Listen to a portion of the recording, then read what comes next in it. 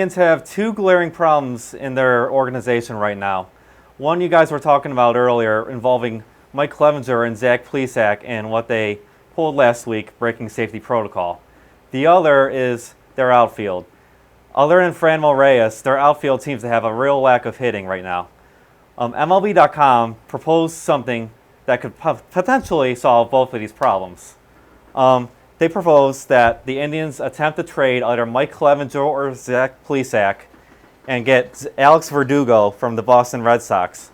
Verdugo, he's 24 years old in his fourth MLB season. He joined the Red Sox as a part of the Mookie Betts trade, and he's hitting pretty well right now, hitting .282, 5 home runs and 9 RBIs in 85 at-bats this season.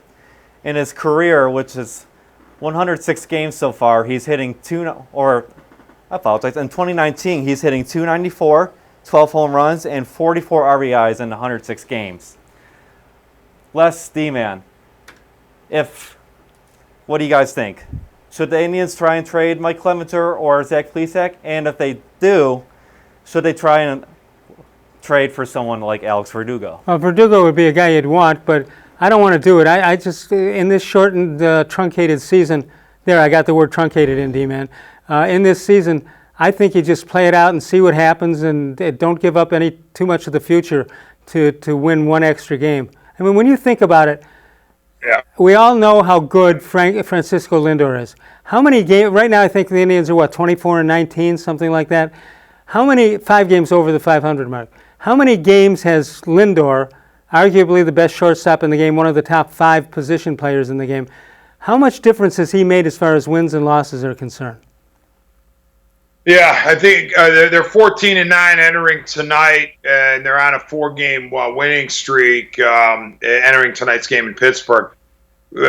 When you talk about wins above replacement, Lindor, I think, still is in the negatives or it maybe break even. So but you say to yourself, how many games has he actually won for the Indians? I mean, he's had a couple games where he was the difference offensively, and yes, he's played really good defense too, as you know he would, but he's been a disappointment so far. I mean, there's no sugarcoating it. But I want to go back to what Brian said, Les, about Verdugo. To me, number one, I'm not trading a player for being a bonehead, okay? That means I'm not trading Zach Plesac. He's young. He's got a ton of talent. He has an uncle, Dan Plesac, who pitched for 18 to 20 years. I can't remember exactly how long. But to me, Zach Plesac is a guy that you hang on to. Clevinger is a little different because he's older and his delivery is more violent. And I think he's more susceptible to injury. So maybe, just maybe, I would explore moving Clevinger. But as you said, do you do it in this crazy season? And my answer to that would be no. Tell me, have you heard from the uncle Plesac at all? I haven't heard from him. Actually, the last time we heard from him was the day of the event when the thing took place. He was interviewed by USA Today about his nephew, and then we haven't heard anything since. I assume he's in the discussions with his nephew to find out what the heck he was thinking. Yeah, I mean, it's so weird because I remember having a nice interview with him at Tribe Fest, at the Huntington Bank or the Huntington Convention Center downtown. The most personable dude and all that.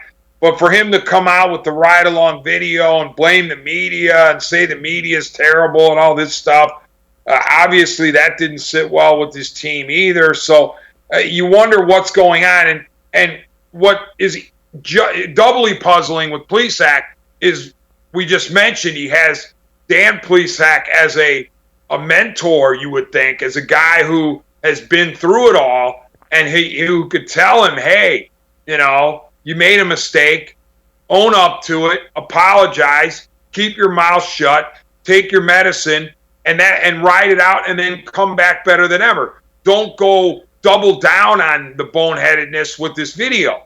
So I'm puzzled as to why a guy with Plesac's lineage and the fact that he has an uncle who played in the big leagues for so long would do something like that. But all that said, I'm not trading him because there's too much upside You have too many years of control of him, and therefore I just want Zach Plesac to learn his lesson and pitch great for the Indians for years and years. Here's the